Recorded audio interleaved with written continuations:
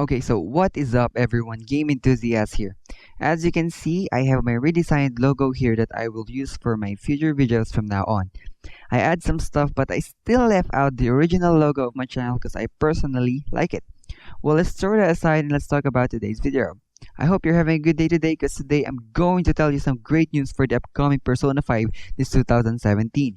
If you have never played any of the Persona game before, then I think this is the time for you to play and get hooked up with this series. If you're going to ask why, well then let's find out. So without any further ado, ladies and gentlemen, let's get started.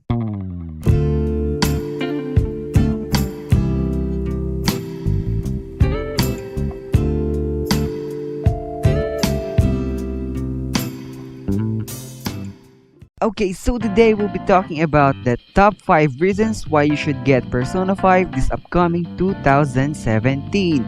So let's get started! Okay, so coming at number 5 is the dungeons. If you played any of the Persona games before, then you probably already know that earlier Persona games has some random generated dungeons. There's nothing wrong about generated dungeons, but it still has some disadvantages compared to pre-made floors.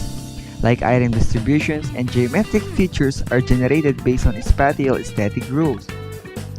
And you can easily get confused about the level design because it's random and it never feels like a new world because it's just in the same world only being rumbled up. But that's not a problem about Persona 5 because Persona 5 has some pre-made source, so you will always feel like you're in a new world each time. Okay, so coming at number 4, graphics. So why am I talking about graphics? Well, just pause this video for a minute and look at the graphics of this game. Isn't it beautiful? Just look at that cartoonish art style, beautiful shadows, anime look, and especially the full 3D or 3-dimensional world of P5. We've never had a fully 3-dimensional Persona game before, plus it runs on the PlayStation 3, PlayStation 4, so you can expect this to be another masterpiece to the next level made by Atlus, because it runs on a high-end hardware compared to the previous Persona games before. Coming at number 3, gameplay. This is something to get hype about, because now you can enjoy doing a part-time job in a more beautiful world. Doing it in a fully fledged 3-dimensional shops, tea shops, and etc. And go fishing or hang out with your friends to create a bond with them that you can use to strengthen your persona. And not to mention about the time management on how you'll use your time in the game wisely. And also the turn-based system that I personally love about Persona, and that awesome all-out attack.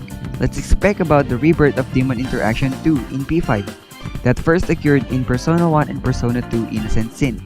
This is not sure yet, but based on the short gameplay, you can see some glimpse of it being carried out, and if this is present in the game, then you might have to think twice if you want to go on offensive or talk things out with the shadows or the demon. Coming at number 2, it takes place in Tokyo. And let's talk a bit about characters. It takes place in Tokyo, a real-world city buzzing with a dense population. This has not happened or present in any Persona games before.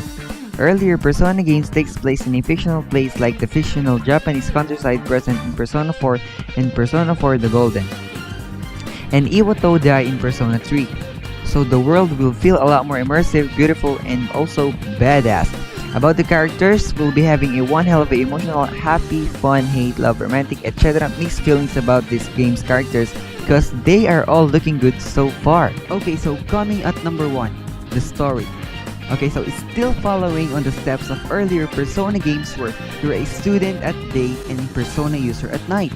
In this game, became a mass vigilantes dubbed Phantom Thieves of Hearts. Okay, so for me, that sounds awesome.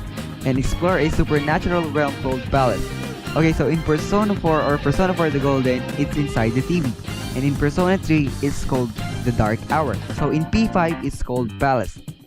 And Persona 5 takes place in Tokyo and follows a silent protagonist after their transfer to the fictional Shujin High School after being put on probation for assault on a stalker. So that is another step for Atlus, because I think this character is the only character being treated differently from the first Persona protagonist. So I think that's something to look out for. Okay, so that's the end of the video. If you guys enjoyed and liked this video, then hit that thumbs up and comment what you think on the comment section below. If you guys want for more, then subscribe to my channel, and I'll see you guys next time. Peace out.